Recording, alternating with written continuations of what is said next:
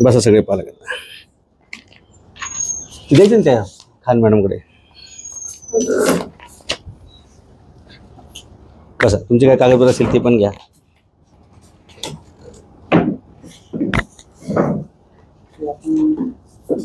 इकडून गे रे. Officially madam आता तुम्हाला उत्तर द्यावं लागेल या प्रक्रियेमध्ये काय काय झालं. या पालकांनी किती वेळा चक्रा मारायच्या.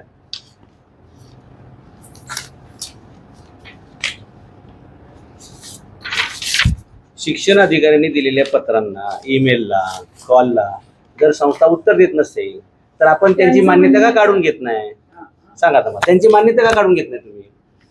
कशासाठी त्यांना एवढे त्यांचे लाड करायचा काय संबंध आहे. हे लोकांनी किती वेळा चक्कर मारायची. यांच्या शाळेमध्ये आपली मिटिंग झाली, त्याच्यानंतर 3दा तुम्हाला निरोप भेटलेले आहेत.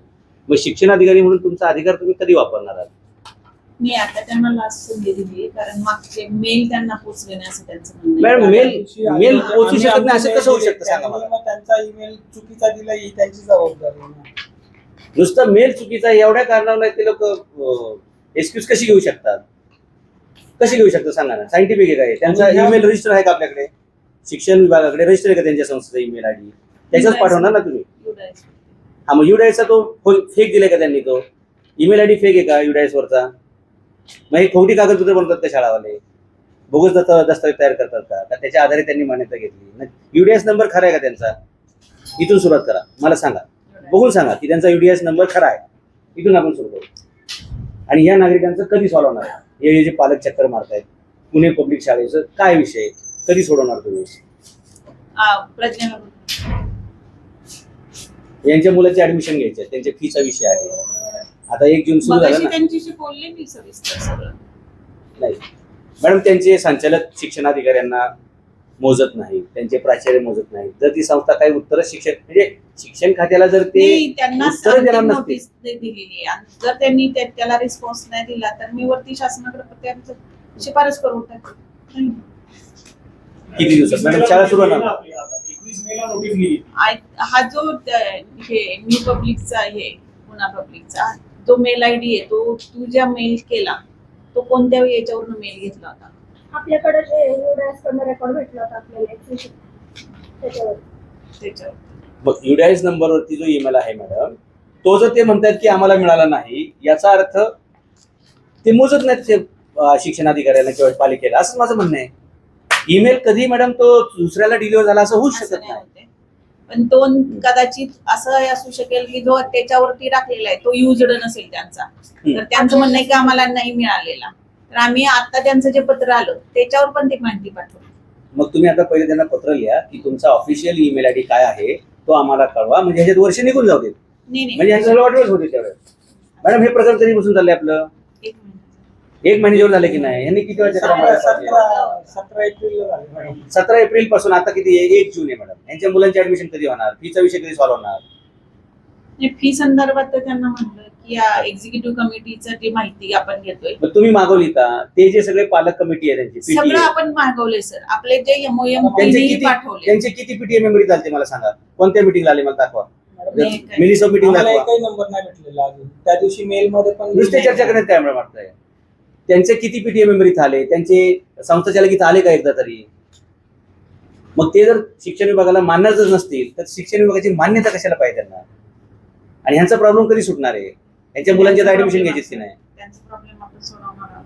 मॅडम आज जून सुरू झाला ना मॅडम. त्यांच्या मुलांना दप्तर, पुस्तकं, वह्या, कपडे हे घ्यायचे की नाही. बरं फीचा विषय संपल्याशिवाय पुढे जाता येईल का आपल्याला. लेट फी ऑलरेडी एक तारीख झाली नाही की 500 रुपये अजून लावले. 1000 रुपये झाले. त्यांना पण कळवलंय पत्राने लेट फी, आणि तोपर्यंत हा फीचा प्रॉब्लेम सॉल्व्ह होईपर्यंत कोणत्याही फी लेट फी लागू करू नये म्हणून कळवलेले त्यांना. मॅडम तुम्ही कळवताय त्याला उत्तर आले का काय सकारात्मक की आम्ही कुठली फी अतिरिक्त घेणार नाही. आता मी पत्र दिलेली आहे सर. त्यांची नाही केले ना, त्यांनी कोणताही कम्युनिकेशन केलं नाही ना आम्हाला, तर माझं सरळ हे असतं की ही संस्था प्रशासनाला कोणतेही सहकार्य करत नाही, तर यांची मान्यता का काढू नये करण्यात येईल अशी अंतिम नोटीस जाईल. हे फक्त लास्ट त्यांना आज नोटीस करताय नाही. आज पत्र गेले आमची परवा दिवशी नोटीस निघेल. उद्या जर त्यांचं कम्युनिकेशन का काढू नये असं तुम्ही सांगू नका. त्यांना सांगा की आम्ही गेले 1.5 महिना पालिकेचा शिक्षण विभाग तुमच्याशी संपर्क करतोय. तुम्ही कुठल्याही मिटिंगला येत नाही, काही हिशोब दाखवत नाही, रेकॉर्ड दाखवत नाही, कुठलेही नियम पाळले काही तुमच्याकडे माहिती नाही, तरी आपली मान्यता काढण्यात येत आहे असंच पत्र पाठवा. का काढण्यात येणं म्हणजे काय? पहिला हे करायला नैसर्गिक न्यायानुसार पुढच्याच एकदा म्हणणं ऐकून घ्यायचं असतं. आम्हाला त्यांनी एकही नाही हे केलं. किती दिवसाची मुदत देणार तुम्ही त्यांना? 3 दिवसाची. आता ही जी नोटीस तुम्ही दिली 21/5/2026 याला अजून उत्तर नाही मॅडम. काय परत तुम्ही नोटीस देता सांगा बरं. काय अर्थ आहे? पहिल्याच नोटीसला उत्तर नाही तर दुसरी देऊन काय नाही, उपयोग? आता नाही, आता हीच नोटीस आहे. ती आज दिली त्यानंतर, कारण त्यांना ते ईमेल ऍड्रेस व्हॅलिड नव्हता. याला 3 दिवस देऊ, त्या व्हॅलिड नव्हतं, ते मिळालं नाही ना, कारण याच्यातच आपण ऑलरेडी शिफारस केलेली आहे सर. याचं जर उत्तर आलं नाही ना 3 दिवसात, तर मात्र माझं डायरेक्टच पत्र जाईल इथून. मग त्यांना नाही विचारणा करणार काही. तुम्ही तुमच्या लेवलला हाता, नाहीतर आम्ही शिक्षण संचालकांकडे जाऊ आणि शिक्षण आयुक्ताकडे पण जाऊ. कारण यांचे 400-500 पालक आहेत, त्यांचं काय करायचं मला सांगा. 500 नाही, जास्त आहे. जास्त नाही, अंदाजे 2000 पालक आहेत, त्यांचं कसं करायचं? आणि ज्या बेसिक आपला वाद कुठे मॅडम, की ज्या पीटीए मेंबरच्या परवानगीने आम्ही फी वाढवली असते म्हणतात, त्यातलं एकही हजर नाहीये, होतच नाहीये, कारण त्या सह्याच बोगस आहे. त्या शाळेवरती बोगस कागदपत्र बनवणे याचा गुन्हा दाखल करा, की तुम्ही शासनाची दिशाभूल केलेली आहे, की ह्या लोकांच्या ह्या सह्या नाहीत, हे मिटिंगला नव्हते आणि होते तर ते 10च्या 10 काय 12 मेंबर आहेत, ते तर का नाही आजपर्यंत येत? जर पीटीए मेंबर्स आहेत मॅडम, तर तुम्ही कॉल दिल्यानंतर ते सगळे इथं यायला पाहिजे. याचा अर्थ ते बोगस आहेत सगळे, त्यांच्या सह्या बोगस आहेत, सगळे कागदपत्र बोगस आहेत. या सगळ्या 2000 पालकांची फी माफ करून द्यायची जबाबदारी तुमच्यावर सोडणार आम्ही. कारण जर शासनाने मान्यता दिली तर शासनाच्या नियमात त्यांना वागावं लागेल. आपण 25 पॉइंट्स मॅडमकडे ऍप्लिकेशन दिलं होतं. त्या 25 पॉइंट पैकी फक्त 2 पॉइंटचं क्लॅरिफिकेशन आम्हाला मिळालंय की शाळा मान्य करेल किंवा मान्य करावं लागेल शाळेला. कोणते उत्तर नाही मिळाले सांगा. एक तर उत्तर मिळालं नाही. एक तर सगळ्यात पहिली गोष्ट की याच्यासाठी हे फिक्स विक्रेते पुस्तकं वह्या याच्यासाठी अमुक दुकानदाराकडूनच पुस्तकं वाया गेली. मॅडमने ऑलरेडी सांगितलं होतं तरी पण चालूच आहे का? हा, आणि वेबसाईटवर टाकायला सांगितलं होतं, तेही टाकलेलं नाहीये. आपल्या सुनावणीमध्ये असं झालं होतं की गणवेशाचे कलर, रंग वगैरे पॅटर्न हे तिथे द्यायचे, वेबसाईटवर टाकायचे, लोक बाहेरून शिवून घेतील आणि शाळेचं नाव शाळा विकेल. मॅडम त्या संदर्भात जी आर आहे त्याची पण प्रत मी तुम्हाला दिली. अशी सक्ती करता येणार नाही कोणाला. मग ते त्यांनी वेबसाईटवर टाकायला लावलं होतं, त्याच्यावरती काही क्लिअरिटी नाहीये. लेट फी नका घेऊ सांगितलं होतं, यांच्या एमओएम मध्ये पण गेलेलं आहे ते, तरी पण यांच्या ऍप मध्ये अजूनही 1,500 रुपये दिसतात. 1 तारखेला भरू नका फक्त तुम्ही. नाही भरली. आणि लोक म्हणजे तो शारिक म्हणून आहे ऍडमिनिस्ट्रेशन मधला, अजून एक शाश्वत का काहीतरी नाव आहे. काल एक मॅडम होती, त्यांनी फी भरली एनएफटी.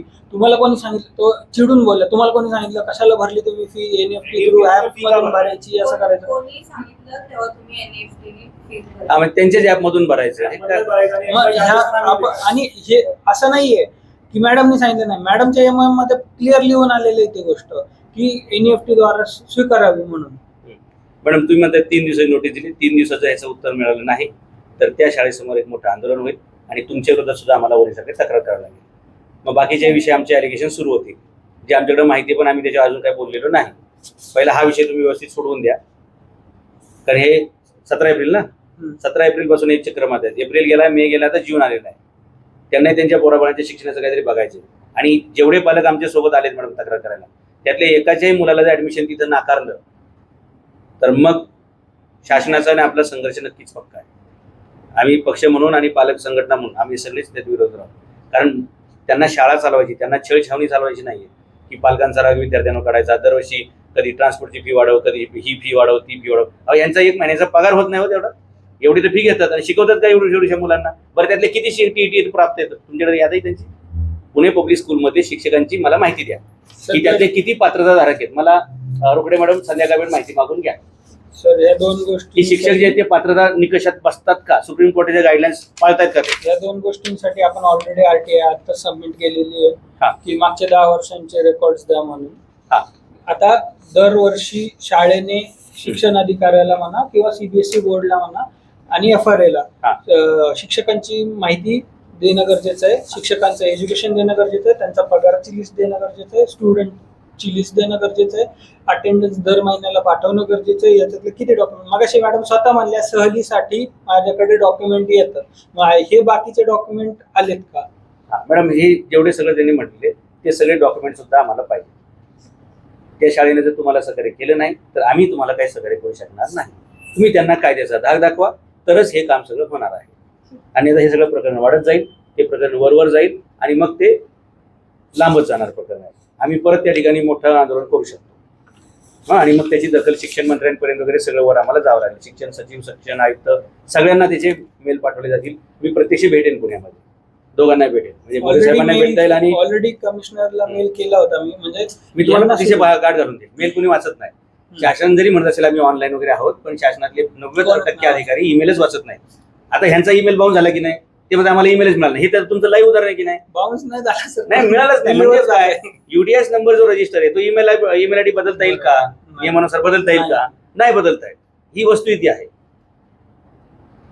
त्यामुळे हे 5G आणि बाकी सगळं बोलण्याच्या गोष्टी आहेत टेक्नॉलॉजीच्या. इथं काय ते कागदावर चालतात, म्हणून आपण कागद घेऊनच फिरतो. बरोबर. एक माहितीचा अधिकार पण मी तुम्हाला देतोय, त्याचं पण मला उत्तर पाहिजे. 3 दिवसात मॅडम ही सगळी कारवाई पाहिजे. नाहीतर मग खूप वेगळ्या प्रकारे आपल्याला सामोरं जावं लागेल या सगळ्या प्रक्रियेला.